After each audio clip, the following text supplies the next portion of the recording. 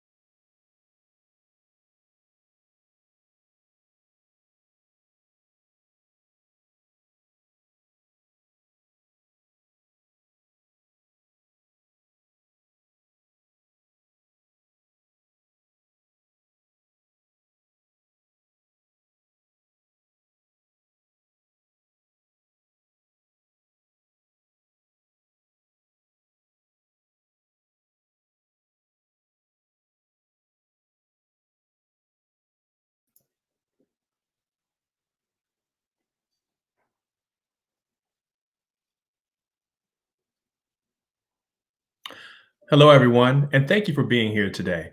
My name is Jason Lee. I'm the president and CEO of Junior Achievement of Southeastern Michigan, and we are delighted that you are joining us for the Junior Achievement Invest in Our Future virtual event, presented by Delta Dental and sponsored by CBS 62.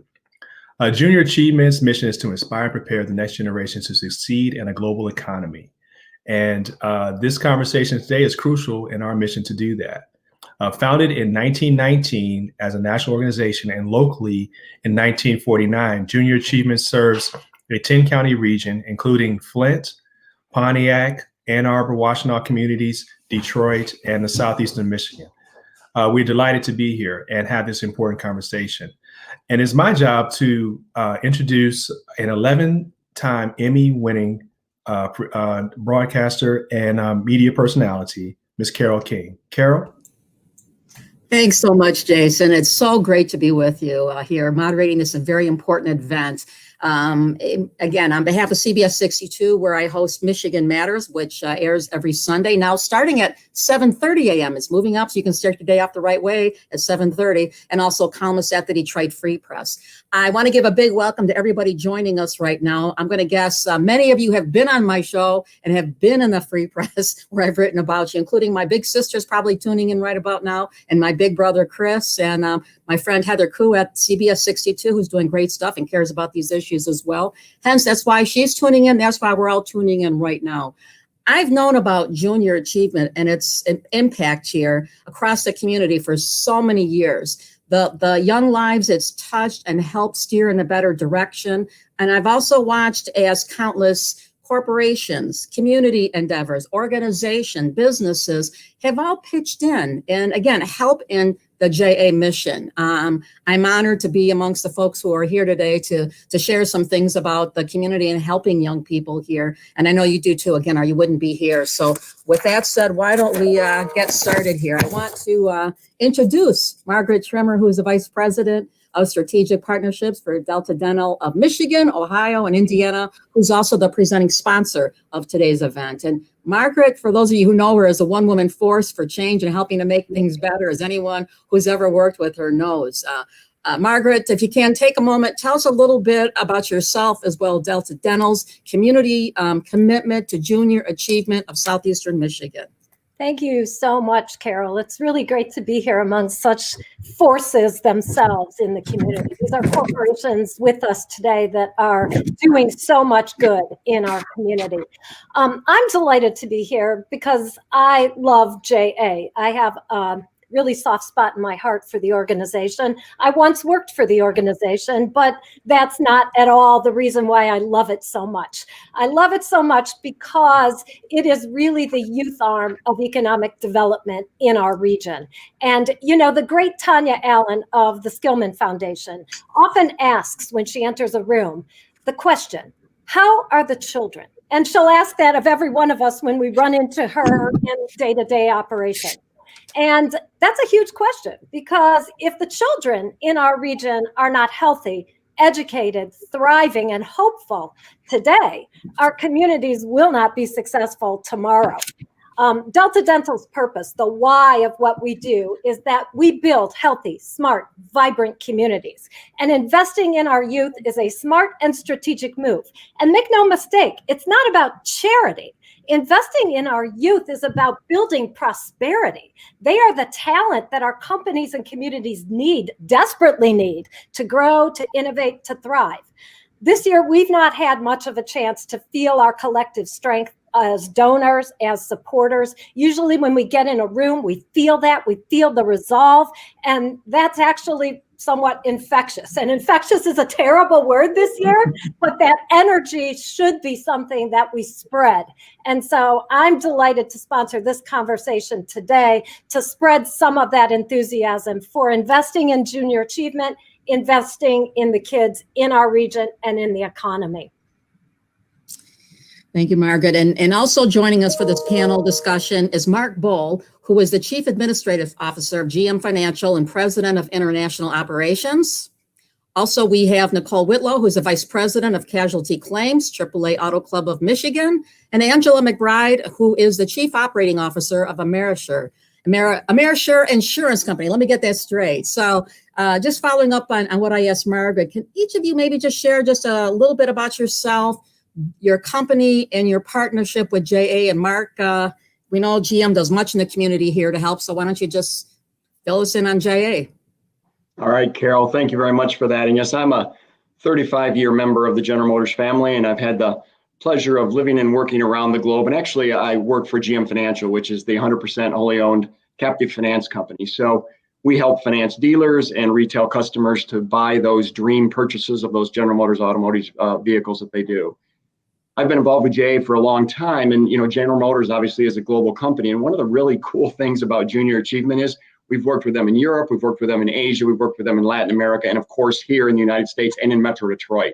And there's not very many wonderful organizations that you can actually partner with on a global basis, so it's phenomenal. The other thing I like about JA is the professionalism of their staff and their programs. Not only is it so impactful for the kids, like Margaret said, but it is really, really impactful for our volunteers. The relevancy, the real world content that we have at JA is amazing. I teach in an in-school program many times and teach a class of second graders, and we actually introduce them to taxes. So this is second graders introducing them to taxes. So you talk about kids, owning their economic success. We start at all ages, and JA is a wonderful organization that helps us do that. Thank you. So you got second graders who are excited about taxes. Is that what you're telling me here, Mark? I don't know if they're excited, but they're starting to learn about the importance of thinking about taxes in the second grade, which is great. You can't avoid it, so it's good to learn early. So, Yeah, absolutely. Angela, why don't you tell us a little bit about yourself and the company and the JA connection? Sure. So Amerisure is a 108-year-old commercial property and casualty insurance company who's had a long partnership with Junior Achievement dating back to the 1950s. And community is one of Amerisure's core values. We believe strongly in making a positive contribution to the areas in which our employees and customers live and work. And we value our relationship with Junior Achievement mostly because of the significant impact they make to the lives of youth in Southeast Michigan. And you know, for me personally, I have a soft spot. I'm a kid from Detroit that, you know, had a lot of odds against me and had organizations like JA who significantly contributed to my life. So it's an honor to be here with all of you, and I look forward to the discussion. And Nicole from AAA, which we know does much on the roads and keeping us safe and all that sort of stuff. Talk about the JA connection and a little bit about you and the company. Absolutely. So I'm Nicole Whitlow. I am the Vice President of Casualty Claims for the Auto Club Group, which most of you all know as AAA. And I'm actually homegrown and a proud Detroiter myself. I'm DPS educated. I attended Cass Tech High School, so shout out to my technicians. I'm a second generation JA student as well. So when AAA asked if I would represent the company by way of a seat on the board, I was more than honored. No one was more honored than my mother, who was also a JA student. So like me, AAA has deep roots in Michigan, and for over 100 years has been dedicated to children and students of Southeastern Michigan. AAA safety program for school-age children back, many decades. In fact, 2020 marks our 100th year of our safety program. One of the things I mostly enjoy being a part of JA, not just as a board member, but as a volunteer, is the students and the kids. Like, I remember being excited for JA Day. So we, the company, AAA, and myself have dedicated a tremendous amount of time and effort and volunteering and financial support. So we're just very proud of what this organization has done and continues to do. And I'm just proud to be here today. So with the stage set, let's dive in here. The theme of this, invest in the future. And as we look to the future of business and over opportunities, we know there are many different paths of ways of getting there. I'm just wondering, industries and things you would suggest for attendees and maybe even some JA students who are tuning in as well. Anything you might suggest? And Angela, why don't you start us off? Sure. So future facing, you know, the first thing that comes to mind for me are careers in STEM. So science, technology, engineering, and mathematics. And these careers are in high demand, and they will remain so for a very long time to come. The thing I really love about STEM is that while many jobs, such as engineers and accountants, typically require a 4-year degree, there are many STEM jobs, such as computer support specialists, dental hygienists, electricians, that don't. I really think there's something for everyone here, and it's a great option to explore. If you don't plan on pursuing a 4-year degree, there are community colleges that offer certifications and associate degree programs related to many of the STEM careers. And Nicole, from your perspective at AAA, what trends do you see in terms of areas or things you might suggest people, young folks tuning in, their parents, grandparents might be looking at for down the road, things that are viable options long term? So our organization has changed and grown tremendously. So we actually do have some internship programs, and we have students who really have enjoyed learning things about actuary, about claims, where, of course, we have a trainee program that we now have a bank, so there are banking opportunities. So many of the colleges understand that these type of industries really have a need for fresh blood, new talent, people who are hungry for these things. So like Olive Vet and Ferris now have insurance degrees. So we welcome those students to participate in internships or even apply to some of our entry-level jobs. I always tell students, because the question is always, I don't have any previous experience.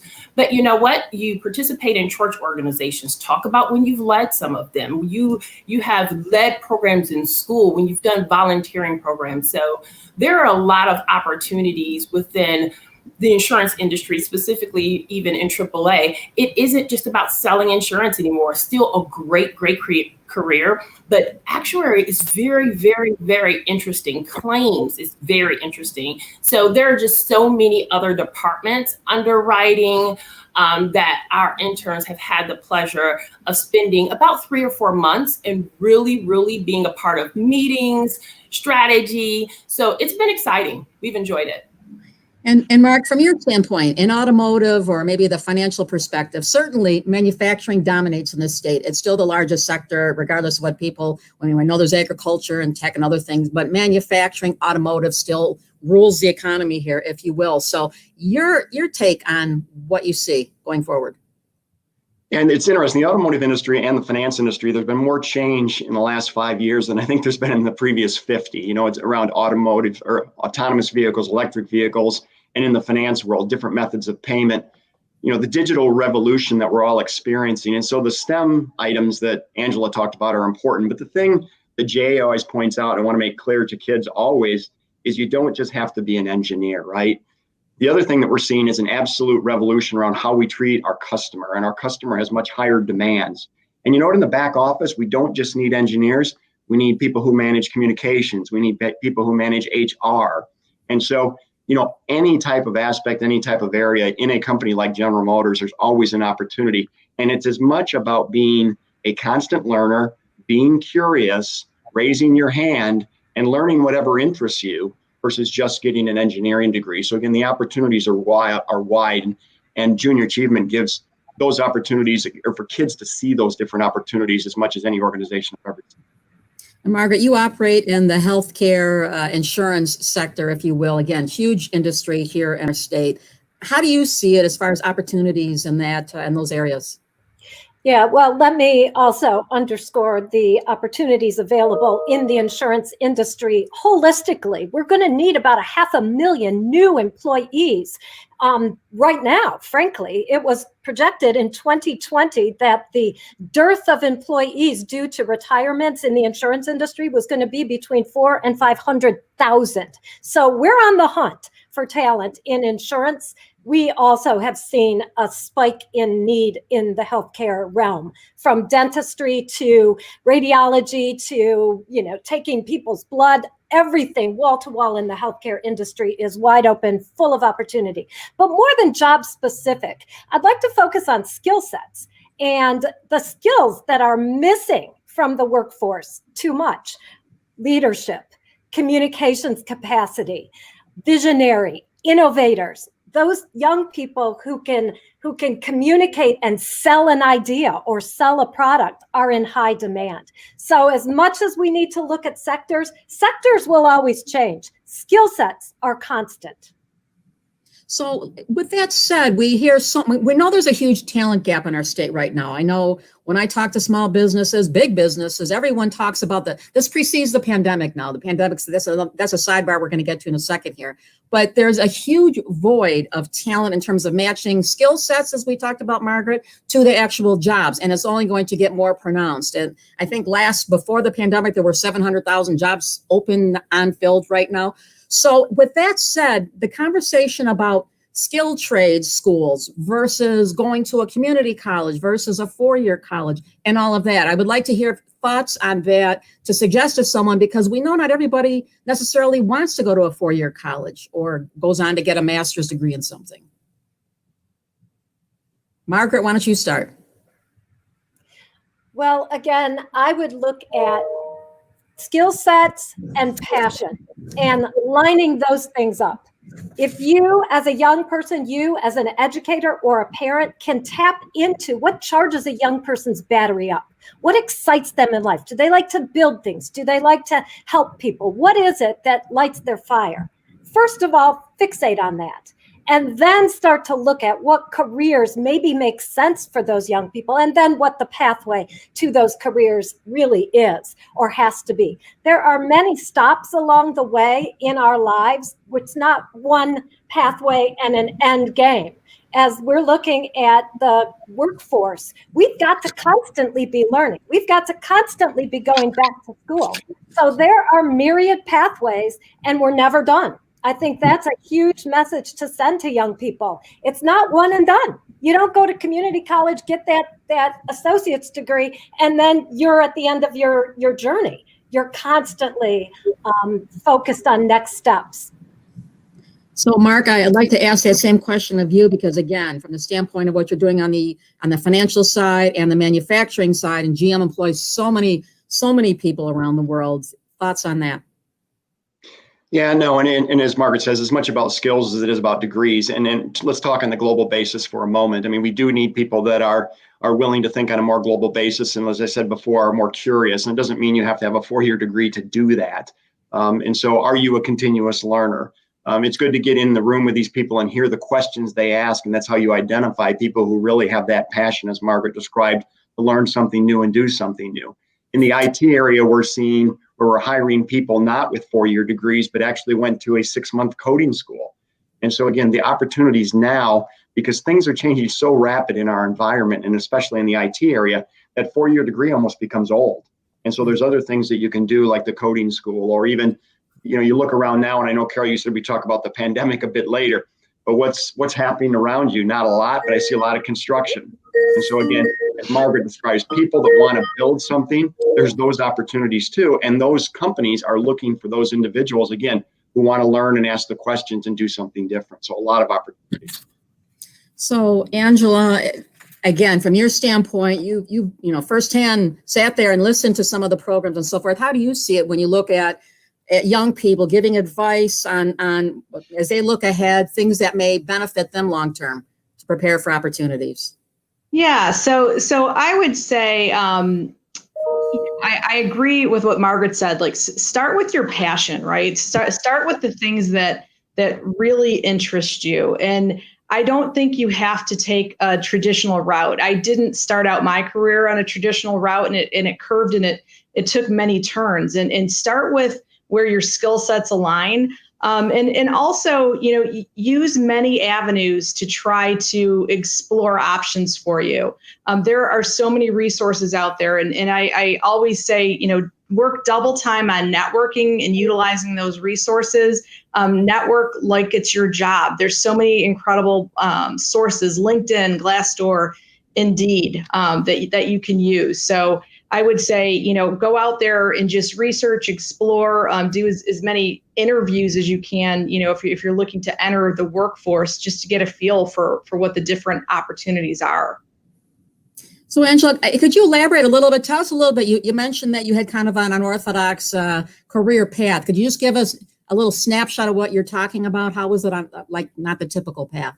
Sure. Yeah. So, I was a kid that, I was the first one in my family to get a college degree. And so I didn't even know that, honestly, that you should get a bachelor's degree or that you should do X, Y, or Z. I got an associate's degree. And then I started out, and this is going to age me a lot. But I started out installing the first personal computers while I was 19 years old. And I, was working, and someone said, if you want to do X, Y, and Z, you probably should go get your bachelor's. And I did that, and I landed a job with a consulting company, and I was a computer programmer. And then, that I had experience as a programmer, I had experience as a financial auditor, as an operational auditor. When I came to Amerisure and I wanted to gain different experiences, I got a lot of different experiences here, HR, internal audit, other things that led to where I am right now. So, so I always tell people, like, don't get hung up on what the first thing is, right? Build those skill sets, get your foot in the door somewhere, and then follow the path. The path will usually, if you work hard and you follow things that you have a passion for, the path usually takes you where you need to be. And Nicole, let me follow up with you on that then. From your standpoint and your history being here from Detroit and so forth, thoughts and suggestions you might have for young people, again, who have different skill set looking to their future. Well, I agree with Margaret and many of the panelists. You really do have to find out what you're passionate about. And I remember, leaving Cass Tech and said, well, I'm passionate about a lot of different things, but how do I transfer that into a career or something that I want to do? Oddly enough, I have a 20-year-old MSU student and always on the phone, always posting, always, on social media. And it used to drive me crazy. Then a couple of years ago, I'm in countless meetings. And what are they talking about? They're talking about our social media and how we need to be more present. And, I would like to think that most of the time I have something to contribute. Like I'm feverishly texting her, like, what is Twitter? I know what Twitter is now, but those things that we kind of take for granted as students, like, oh my gosh, the kids are really into something. That's just an indicator of how people prefer to communicate. So when you think about when we first started working at all our individual companies, how much of a social presence was really necessary. It wasn't, but now customers prefer that they text you or, they want to learn new things about what's on your Facebook or Instagram or Twitter or whatever their preference is. So I think that the 4-year degree, if that's something that you're interested in, absolutely you should, but you can use your talent to during that time to explore. So I have this degree in IT, but maybe I don't want to code all day, but I'm really, really, really good at engaging with people. So maybe you help build platforms that help transition the company to just be more active in social media.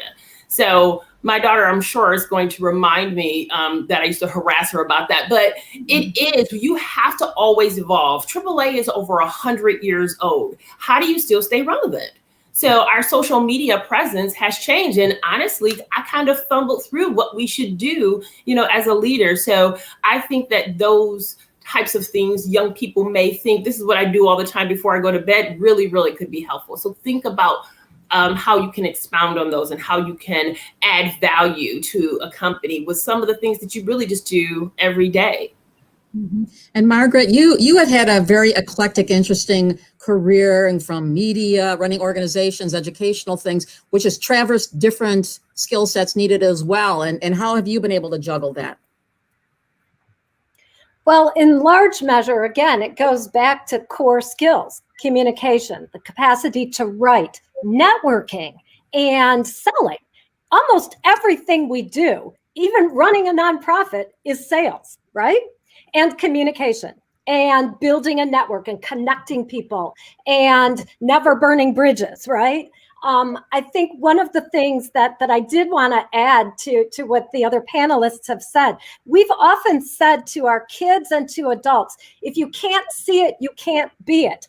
But actually, for this generation, if you can't see it, create it. Because we have historical limitations. We, as veterans in our field, know what we know, but we don't know what they know.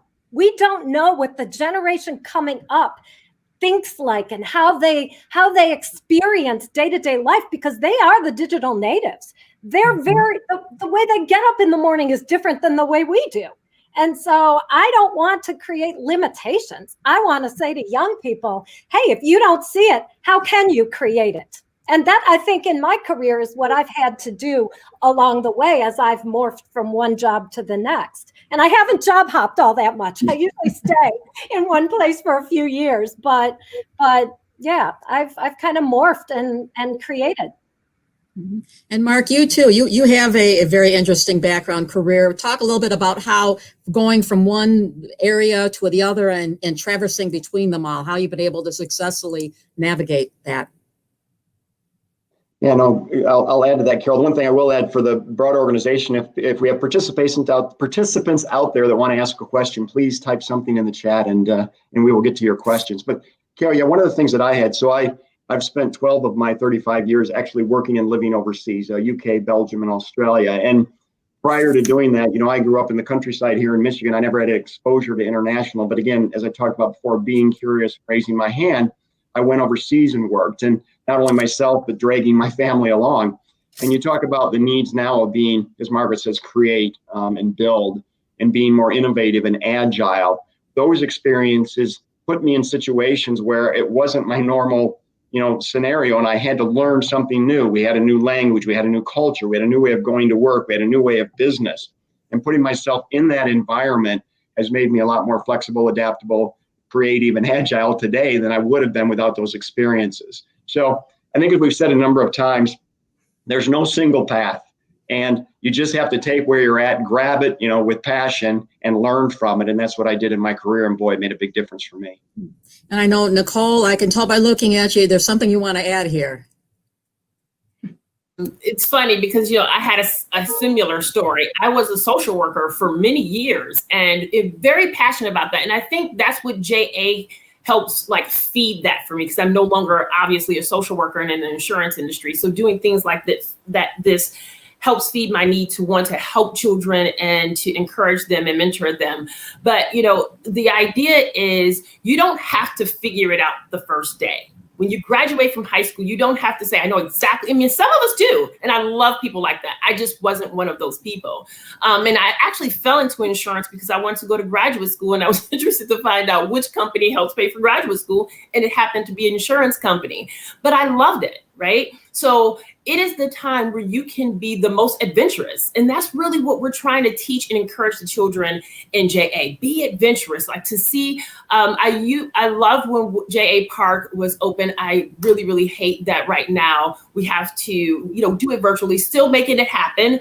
But to see the children navigate through a life, right, of JAs just sparked so many questions and so many ideas. But we have to continue to encourage our youth. That's why I really, really love this organization, is because the possibilities are endless. They are really, really endless. So, participating in internships, most students are like, well, if I don't get paid, no, the opportunity, again, is just so important. So organizations like this give children the opportunity to have small glimpses of those. And they just, I really think it will change once they graduate what they really feel are opportunities.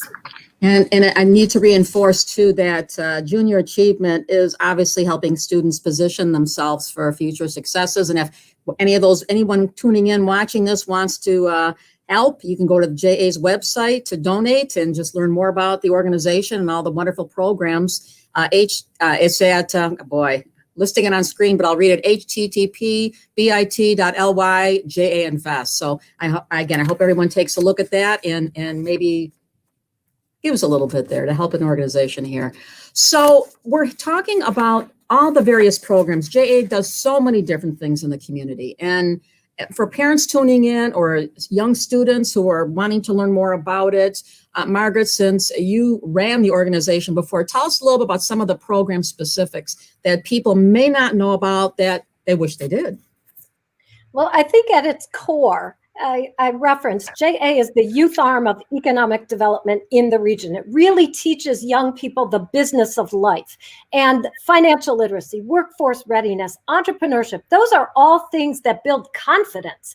And if there's anything that's powerful in our early days, not cockiness, but confidence. And I know what I know. I know how to manage my life. Imagine when you leave home.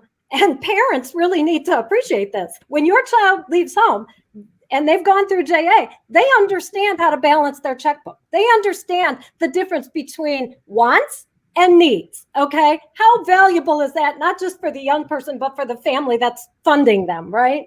I think that to me, and it comes through Finance Park, it comes through in the Journey to Jobs, where young people are exploring career potential and the dollars that come with it, right? If I want a certain kind of lifestyle, I better be shooting for a job that can support it. Those are all the things, those confidence building, those worldliness traits that JA programs establish from kindergarten through 12th grade.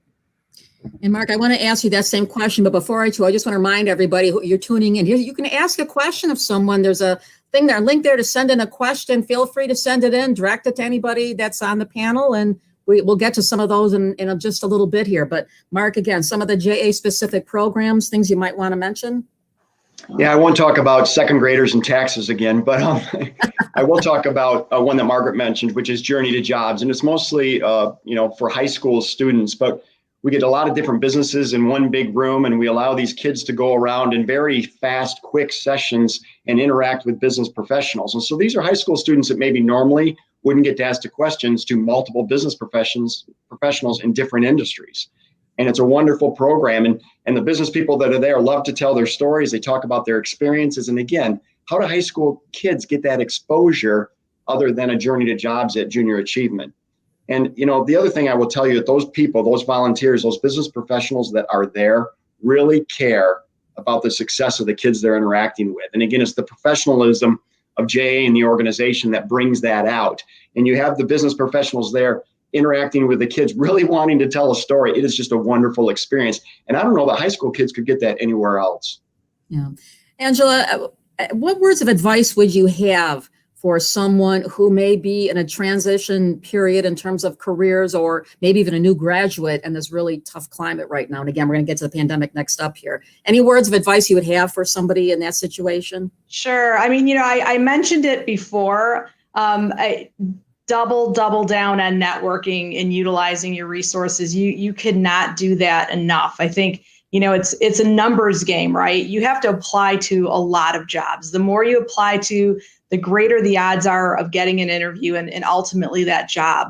Also, I think this is a key part of it too, is don't take rejection personally, right? When you apply to a lot of jobs, there's a high odds you're going to get rejected a lot, and it's all part of the process. Like some of the most successful people in the world and in history have been rejected many times, myself included. So just, keep that in mind when you're out there, and stay strong, and remember that, the minute a rejection happens, that's in your past. Your future is never in your rearview mirror. So just believe in yourself and keep moving forward.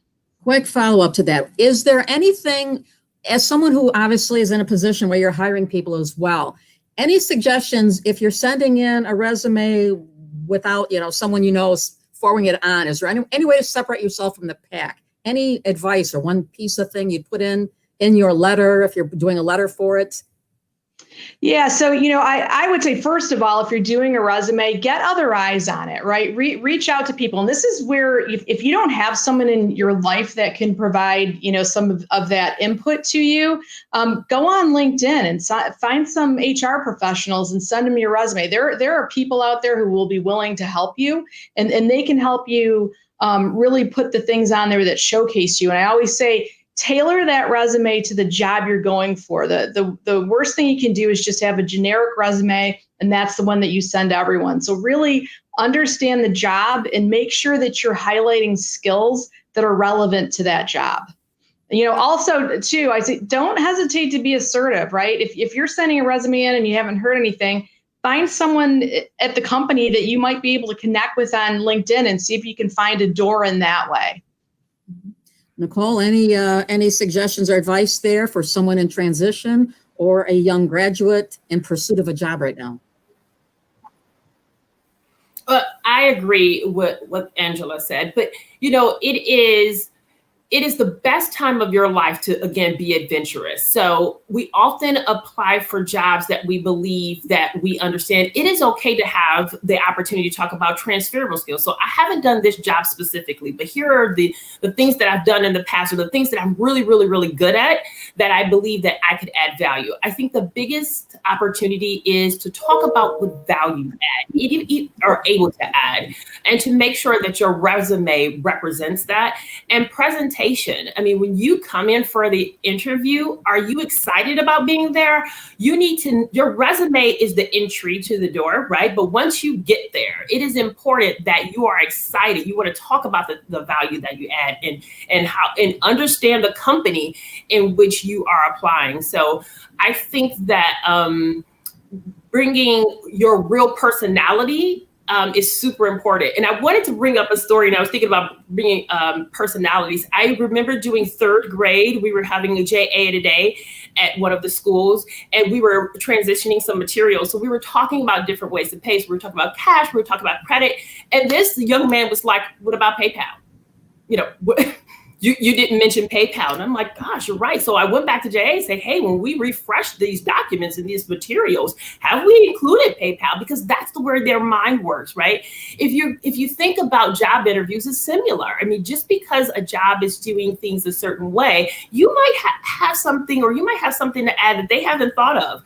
I think it was really courageous for that young man in 3rd grade to go outside of the materials. I mean, everyone's studying the materials. He's like, my mom uses PayPal. I mean, that's like, you can really relate to that. So I always tell people, go into an interview, be yourself, don't be nervous, really talk about who you are as a person, because sometimes you can go to an interview for one job, and I've done this, recognize something in a person and say, you know what, I think you're a better fit for something else. And it's worked out. So I always tell people, just go to the interview and be your best self. Margaret, I know you want to add something else. I have a couple of things I want to add. First of all, I see so many candidates who do absolutely no research on the company that they're interviewing with. Scandalous in my book. You will not get to second base if you do not know thoroughly the company that you're interviewing with. Number 2, if you're not willing to talk about mistakes you've made and lessons you've learned in that process, I don't want to talk to you either. Because I am trying to create an environment in which we innovate and we take risks, and mistakes are all a part of that process. And so if you run away from that question, you're not getting to second base either. So 2 really important things that I think people underestimate when they go into an interview. So we know the conversation about failure is not one that is readily embraced. We all want to talk about who won the Super Bowl, not who came in second place. And this is something that's very important as far as learning and your career developing and so forth. So I don't know if there's anyone else, Mark, or anyone else there that wants to add anything about this embracing of things that maybe didn't turn out as you had hoped, and seeing it turn around to your advantage long-term for whatever reason. No, and Carol, it's a great question when we talk about interviewing, because one of the questions I always ask a candidate is, tell me about a failure. And I don't say anything further because I want to hear what they learned from it. And did it become a roadblock, or did they move past it? And so, now more than ever, experimentation is accepted by everyone, even in the business. It wasn't even accepted before. So learning from your failures, fail fast and learn quick, right, is what it's all about. But, be prepared when you walk into an interview to answer that question and show that you learned and actually made progress from that failure. I'd like to add too, and it shows honesty, right? We're not perfect. So and I ask the same question, Mark, if you can't tell me about a failure that you've had and how you turned that around or what you learned from it, it kind of gives the impression that you're implying that everything you've done has always been right and always worked out well. Well, I don't know about you guys, but that has not always been my experience. So I think it shows transparency and honesty. And those are core values of the companies really that you should want to work for. So I think that, again, showing up as your best self doesn't mean that you haven't made a mistake or done something that you really thought you could have done a different way. So let's talk for a moment about the pandemic. The pandemic has turned everything upside down. We know that. Companies, organizations, even the holiday coming up, and everyone will be by themselves in their house, not seeing other family members. I mean, things have changed. How is that changing this conversation that we're having here? And Mark, I know you alluded to that earlier. So if there's something specific on this you want to share with the audience, please do. People are afraid of change, right? People are always thinking they want to avoid change. They want to run away from change, but change always finds them. And so one thing that I saw that came out of this pandemic is people were forced into change, and it's actually created some positive momentum about people realizing they can be agile and they can be flexible and they can be creative. And I've seen people who were so afraid of change before, who now have embraced it and almost feel good about the path they've went on and realize they're adaptable. And so I'm not trying to make this a better situation, because it's not, but I've seen that as a positive, again, for people to open up their minds and be more creative and actually accept that they can be a change agent, which has been positive.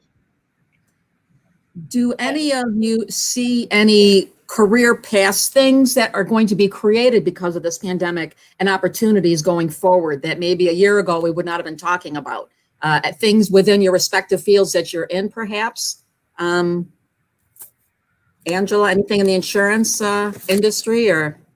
I think it's for us maybe less about new career paths within Amerisure, but more about skill sets that we're going to really value. So Mark's mentioned agility a few times. Agility is actually one of Amerisure's core values, and for us, when we switched to remote, that was a huge shift, right? It's overnight. All of your employees are now remote, and that's not traditionally how we worked. We actually had a big town hall this morning and thanked our employees for how agile they were and how well they executed on that. And I think that there are skill sets that you need to work in a remote environment effectively. You have to be disciplined, you have to be structured, you have to be agile, right? Things aren't going to go exactly as you expect. Your video is not going to work on a call, and you've got to be prepared to shift quickly, right? That happens to all of us all the time. So I think it's really more about the skills, your communication skills, how you communicate in a remote environment sometimes is much different than how you communicate in person. And you have to be more of a self-starter, right? You don't have somebody there who's going to remind you what to do, or there's an accountability factor that when you're remote becomes a little bit different. So I think people that can self-manage and take initiative really well are going to be the ones who succeed, in this environment going forward. Anyone else want to weigh in on the pandemic who hasn't so far? Okay, Nicole. I do. I think it gives a lot of companies an opportunity to really show up, right? So if I think about what I do for the Auto Club Group and the operation, the team, and claims, imagine the stress of a pandemic and working from home, and your kids are home too, and you have an accident, right? So all of a sudden, it's always important that we show up with empathy to our customers. But right now, you really have to have the spirit of we're all in this together for real, right? Because when you're injured, going to the hospital, going to an emergency room looks a lot different than it used to prior to the pandemic. So being agile and being able to change what we normally has as a claim process for injuries or things like that are really different. Doctors aren't treating a lot of patients if it's not an emergency this pandemic. But what if you're injured in a car accident and hospitals aren't doing the surgery that you probably need? Those are some of the things that we're facing. So we also have our employees at home dealing with the same thing, right? Their children are home, they're working from home. And I'm very, very proud of how our company handled the pandemic, from the employees to our customers. But I think this is a chance for companies to really turn around and show how they really, really feel about their core values. And I think that we've done a really good job at that. And if there's so many companies still looking for talent, I think that needs to be included when you're interviewing. So not just can you do the job, but can you do the job under this type of pressure? Can you, are you able to still be effective and show empathy and still deliver and meet the values? So I think this is an opportunity for people to really show up. Margaret, you're shaking your head there. I know you want to weigh in on this, the pandemic? Well, yeah, I think those companies like AAA, like the ones represented here, we really learned what we were made of in the toughest of times, right? Talk about team building, talk about trust building. It's way better than any ropes course to go through an actual crisis. You don't want it, but my goodness, the bonding and the humanity that I've seen in so many different companies, ours included. We are kinder to each other. We reach out more, check in on each other, understand those mental health needs and moments that we all have to allow for in the course of a given day or a given week. I think we're stronger, better, smarter. And I do see from a career advancement perspective that telemedicine, teledentistry is going to be a huge new arena in which we all have to adjust. Why would we ever not do those appointments that we've begun doing now, right? Artificial intelligence, new technologies are going to be busting out in the next couple of years, I believe, as a result of what we've learned now and what we've had to do now.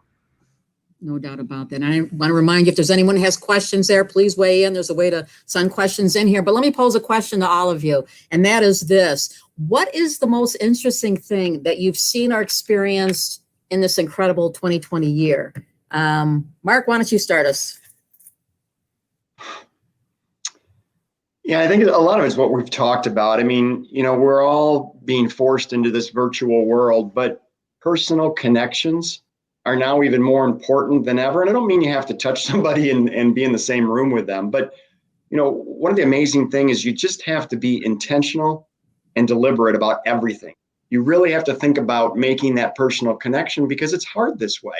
But, Margaret mentioned mental and emotional health too, and we all have to realize that that is just a massive issue for all of us. And so again, you need to be intentional about making that phone call, reaching out and asking somebody how they feel, and having that, personal conversation and showing that you as a leader, that you're vulnerable in this position too, and let them know it's okay. And so to me, that was one of the things that really have come out of the last 8 months of the pandemic. Okay. Nicole? Well, 2020 has had so many trying times. There's been the pandemic, loss of jobs, social injustice. I have worked for the Auto Club Group for over 18 years, and I've always been proud to work for AAA. I remember my father was like, "You work for AAA? Now that's a good job." He didn't even know what I really was doing at the time, but the fact that it was AAA was important. So I've always felt that way, but our response to some of the things that's going on at the pandemic, I mean, the CEO's attention to the social injustice and our stands has been incredible. Like, I have never been more proud to work for our company. How we have been so flexible with customers and vendors and our partners that we work with during this pandemic, trying to hurry up and send their staff home from work has been incredible. So, allowing your leaders, right, to have the autonomy to be nimble so that we can meet the customer's needs and the partners that help us do day-to-day business. Again, the pandemic is across the world. It's not, unique to the United States, but just the attention and the detail, the understanding, the empathy, just coming out in front as a leader, as a company, sharing with our members how we understand what's going on and we're there for support has been incredible. I am very, very proud to work for such a company. And I really think that it is those core values is why AAA has continued to partner with Junior Achievement as well. When you think about the things that I just mentioned, that's the things we want to teach the children. Yes, we're teaching them financial literacy, right? But it makes a difference when some of us show up. I mean, Angela and myself show up at the schools as women in leadership. And you meet a woman of color showing up as a leader at a huge company. So it's the representation that we deliver when we participate and volunteer for JA that I think has a huge impact. So it isn't just showing up and running through the materials. It's who we are when we show up.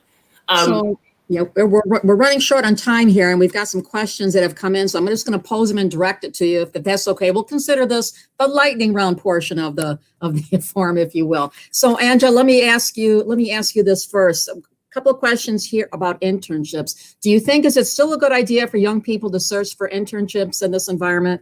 Absolutely. Yeah. Many companies are still doing internships. Now, we know with COVID, there are internships that have gotten scaled back in places.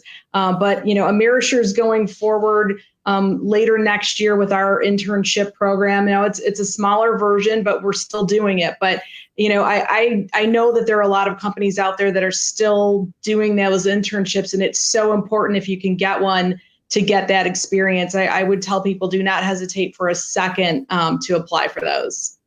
Mark, let me direct this one to you. How do you motivate others? And obviously, everybody being in distant locations for the most part, how do you motivate people in this environment? This is a lightning round, so I'll be quick. By being humble, by being helpful, by being inclusive, and by engaging and empowering people, especially in this environment. I think Nicole said it's important to allow your leaders to be nimble, and so empower and engage and let them go. And Margaret, let me direct this one to you. For employees, do you offer additional education in-house with other sorts of programs as well? We offer all kinds of support. We have what's called the T3 program, Think, Teach, Thrive. And we engage our employees in peer-to-peer learning. We allow for mini TED Talk kinds of things to happen inside the organization. We bring outside speakers in. We have tuition reimbursement. All of this was in place prior to the pandemic. We certainly have intensified it during and through the pandemic. So this is my final question here. I'm going to ask each of you to keep this brief. We've talked about a couple different things here over the past hour. What one piece of advice would you give to somebody, a young person who's looking at their future? What one piece of advice, maybe you've already made the point or want to reinforce it? So Margaret, why don't you kick it off for us? And again, if you could, everybody kind of keep it brief. I would say to be a giver as much as a taker. And that as you begin your career, if you give back both your time, your talent, your treasure, you will have a network and a base of supporters, cheerleaders, if you will, throughout your career. Mark? If you don't ask, you don't get. So ask and raise your hand. That's it. Angela? Mark took mine. That is probably the number one piece of advice I give. But for those looking for jobs, mine is be flexible when it comes to that job search. If the initial version or vision that you had for your career isn't playing out, switch gears and look at skill sets versus sticking to the original plan you had. Nicole? Be courageous and be fearless. And don't be afraid. This pandemic will end. We will get to the end of it. But before we wind this out, I just want to remind people that you can, again, find out more about Junior Achievement and make donations at their website at http://bit.ly/JA-invest. I want to thank everybody for being part of this panel, interesting conversation. And I want to thank everybody for tuning in, being part of it, listening into it. We know there's so much more that we need to all do to help young people have a brighter future here. And I'm so glad to see everybody here stepping up and doing their part. So everybody have a great day, have a good holiday, and take care. Thank you. Thank you. Thank you.